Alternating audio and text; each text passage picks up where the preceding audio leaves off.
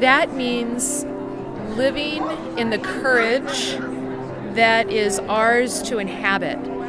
It means a freedom from fear, and it means living a very discerning life. I don't think it means any particular thing for everyone, but if we feel called to step out of our comfort zones or to do something that we haven't done before, I think we need to really pay attention to that. I think we need to talk about it, and then I think we need to follow it up with action. Oh, I think for me it means to be open to what comes, to have an open mind and an open heart and be willing to risk saying yes. What does it mean to you? It means not being afraid that sometimes you're going to go where you're not comfortable. To me it means sticking your neck out for the underprivileged, people who have no say, and doing it without anybody, no matter what somebody else has to say about it. How about you, Dawn? For me, it is staying in the present and looking to the future, and on Stitch's wavelength, except I truly enjoy our elderly population, so it's taking that extra step and not always being graciously appreciated for it, but you risk to do it. Risk boldly means being who we are in our Christ-centered consciousness and moving from that center out into community and to the world and together raising the consciousness of the planet and the cosmos. It means, as FSPA, how we can be loving presence to others, how we can bring God's loving presence to all those people that we're called to serve, how we can be sisters to each other, affiliates to each other, and make God's presence more in our world in a loving way. Well, that pretty well says it. Not to fear the future or be held back for fears, but to run in or walk in or whatever into the future with the same trust as one did new things the rest of one's life. Well, I think to be open to all people, especially the poor, especially to young women who have children and need to have help.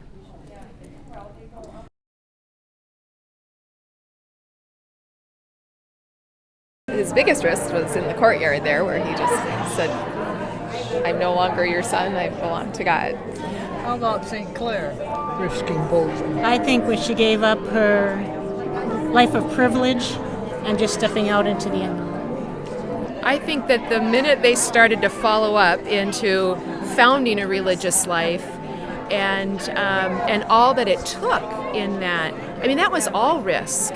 Well, I think Claire definitely risked, as a woman of her time, wanting to be out there with people and being with them and bringing God's word in a time when women were often voiceless and weren't able to be present in society. Just her dreams. Not that she was able to realize all of her dreams as a woman of her time, but I think just the risk of being willing to follow Francis and to be a woman really ahead of her times. I don't think it ever stopped.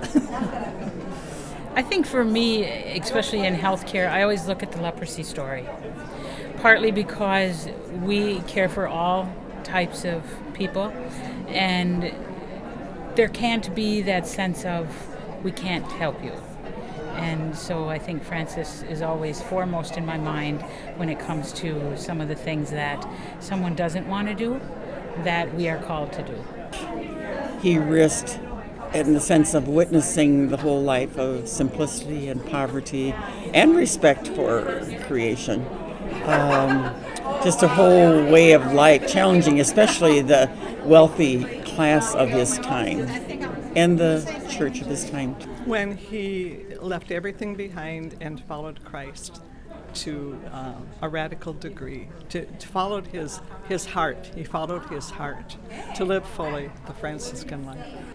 I think when he gave his fathers the clothes that he had on his back, that was a risk.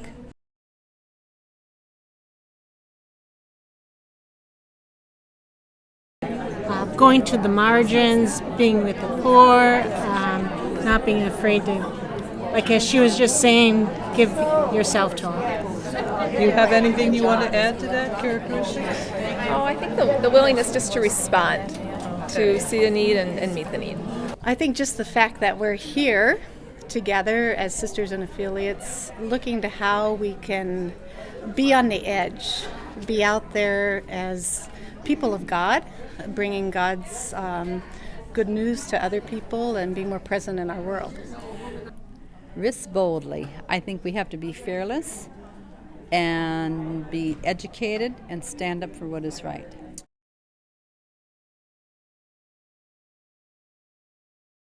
There's such a collective energy for meeting the future and moving into the future. I think that there's a growing awareness of presence. And I think that what's most alive in that is this recognition that the more complex we get with our life form, the more we sisters are including affiliates and prayer partners and collaborators in mission, that it's bringing new life to it. So it's a bit like what was spoken about this morning in the complexity of life. We are becoming more complex because we're becoming more diversified, and that in itself has a life energy, and it's really attractive, and it's going to continue to keep bringing in life. I think it's a loving energy within this community, and I felt that right from the start when I first met the sisters, and I think it's contagious. I think it's our music, our singing, our gatherings, our meeting one another. It's life, who we are. I think what is most alive is the consciousness of the poor and responding to the needs of those marginalized in society. Well, I think that which sort of encompasses the whole creation, just what we call the new creation story, hardly new anymore. But that whole sense of the unity of all creation and working as from a unity but for a unity as well. I think that's very strong.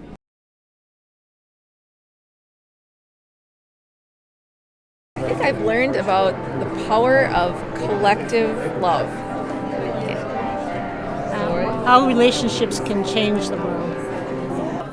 That we have done this all our lives, and that we have all of the evolution of this happening in our community, and so we just continue doing that. Now!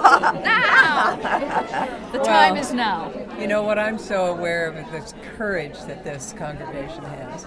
The courage that brought them over from Germany, the courage that just continues on, and the courage to bring lay people on, to have this strong affiliate program. Courage and heart is what's just so apparent. I think just the whole hope of still being out, sometimes we think we're kind of maybe getting somewhere, but the whole continuing on doing what we're doing and continuing to be on the cutting edge and being okay with that. And you, Dawn, did you learn anything this morning? Well, that you do risk walking on that edge, and there's a liminal space. And do you step over it and be uncomfortable with it? Or do you stay where you are and be comfortable but not go anywhere? Oh, we are so alive, and there's possibilities. And the riskiest thing we can do for the continuation of this is to stay safe.